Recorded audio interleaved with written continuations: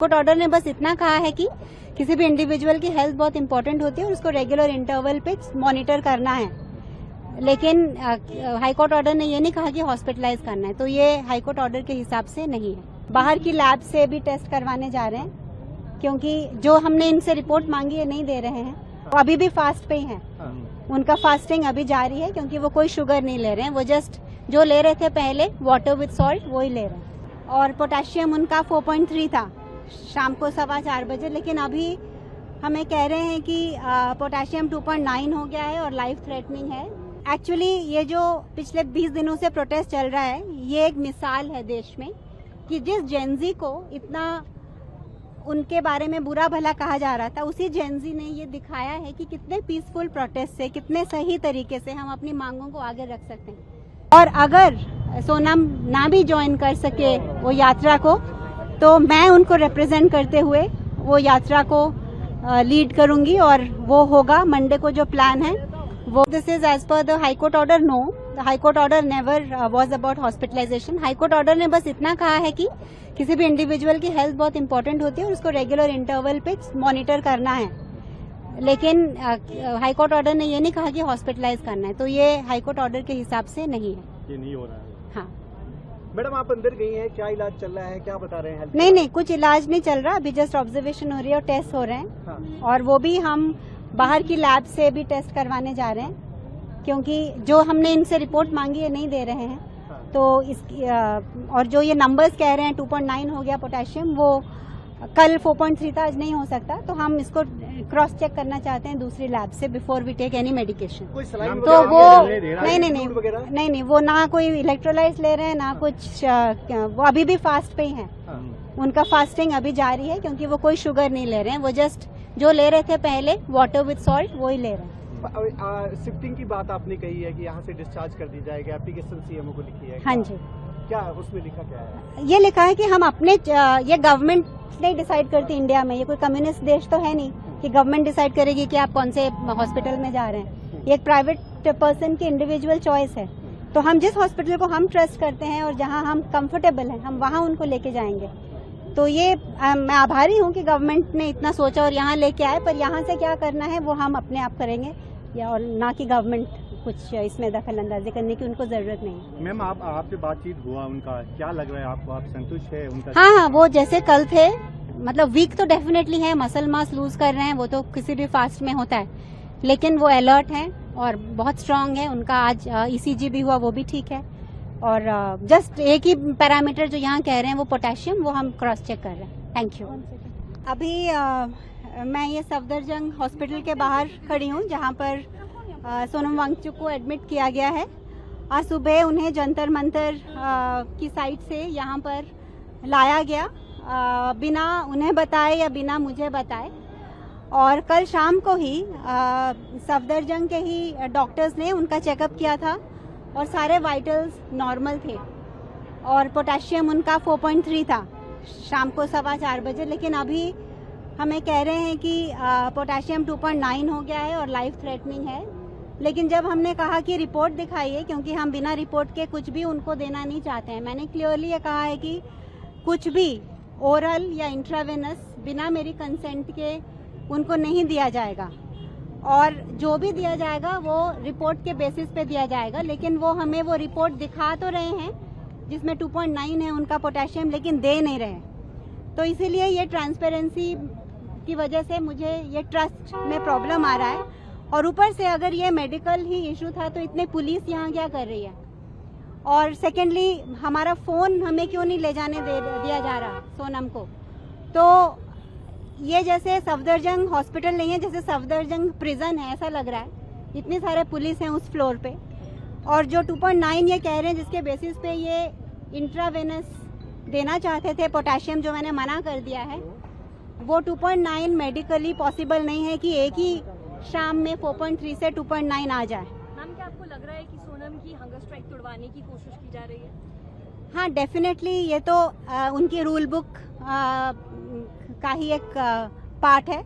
ये तो हमको पता ही था कि वो कोशिश करेंगे कि जो मंडे, एक्चुअली ये जो पिछले 20 दिनों से प्रोटेस्ट चल रहा है, ये एक मिसाल है देश में कि जिस जेनजी को इतना उनके बारे में बुरा भला कहा जा रहा था, उसी जेनजी ने ये दिखाया है कि कितने पीसफुल प्रोटेस्ट से, कितने सही तरीके से हम अपनी मांगों को आगे रख सकते हैं। तो ये प्रोटेस्ट इतने अच्छे तरीके से किया जा रहा है और इसीलिए सोनम वांगचुक इसके साथ ये जुड़े, बहुत ऑर्गेनिकली इसके साथ जुड़े, क्योंकि उनको यूथ की ये मांग बिल्कुल सही लग रही थी कि एजुकेशन के लिए, एजुकेशन की ट्रांसपेरेंसी के लिए, एग्जामिनेशन के लिए जो यूथ मांग कर रहे हैं, जो उनका भविष्य इस पर डिपेंडेंट है, वो बिल्कुल सही है मांग।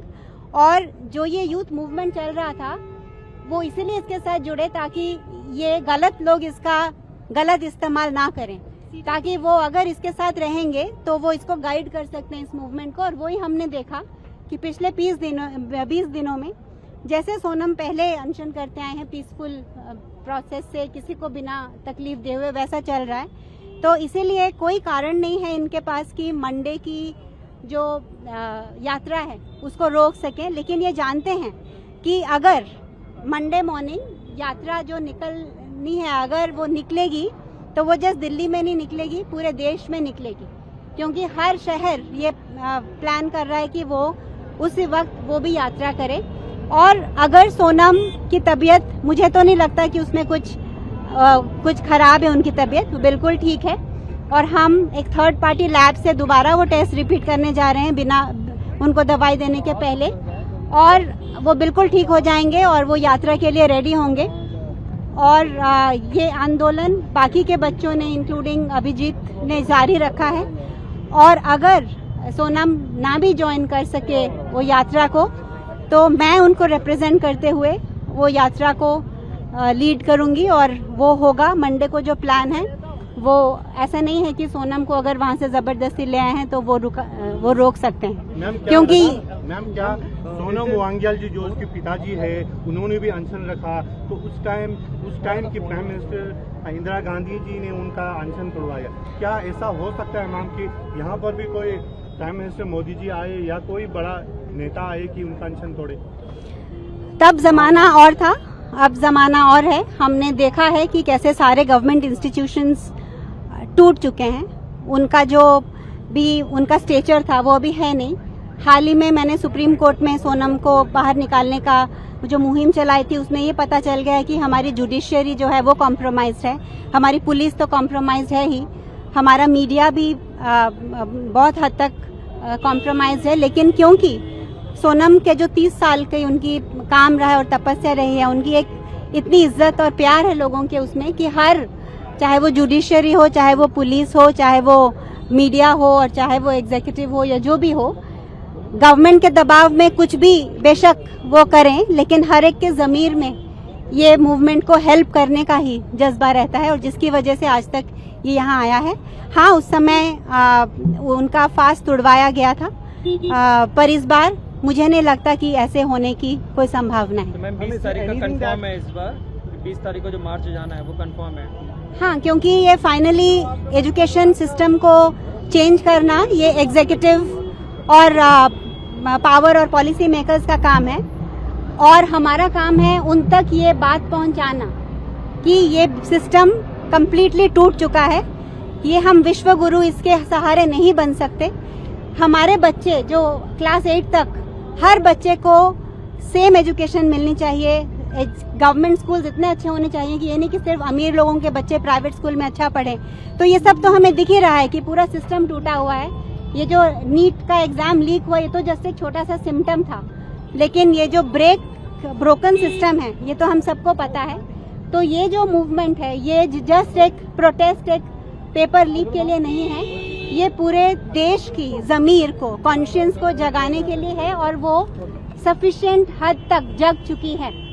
क्योंकि जब तक हम सिर्फ चावल और राशन मांगते रहेंगे तो गवर्नमेंट हमको वही देके खुश रखेगी, लेकिन जब हर नागरिक शिक्षा की मांग करेगा, जो अभी इतना अवेयरनेस और अवेकनिंग आ गया है ये प्रोटेस्ट के बाद, तो मैं चाहती हूँ कि सोनम वांगचुक ने जो 20 दिन तक फास्ट किया और अभी भी जारी है, क्योंकि अभी वो डॉक्टर्स इलेक्ट्रल पाउडर देने की बात कर रहे थे लेकिन उन्होंने मना किया कि वो फास्ट अभी भी उनका जारी है। तो वो सिर्फ एक छोटे से पॉलिटिकल मिनिस्टर तो आते जाते रहते हैं और वैसे भी कोई मिनिस्टर्स को याद नहीं रखता, लेकिन जो ग्राउंड पे चेंज होता है उस पे ये होता है। तो तो वो मिनिस्टर को तो खुद ही रिजाइन करना चाहिए था, लेकिन उनका जमीर इतना जगा हुआ नहीं है, उन्होंने नहीं किया। लेकिन लेकिन इस देश का जो लोकतंत्र है वो मिनिस्टरों से नहीं चलता, लोगों से चलता है, और वो हमेशा जागृत रहेगा। और इसलिए जैसा प्लान था वैसा चलता रहेगा। और आप निश्चिंत रहिए कि हम यहाँ हैं, सोनम की तबीयत बिल्कुल ठीक है और हम जल्दी ही उनको यहाँ से डिस्चार्ज करके एक ऐसे अस्पताल में लेके जाएंगे जिस पे हम ट्रस्ट करते हैं। धन्यवाद।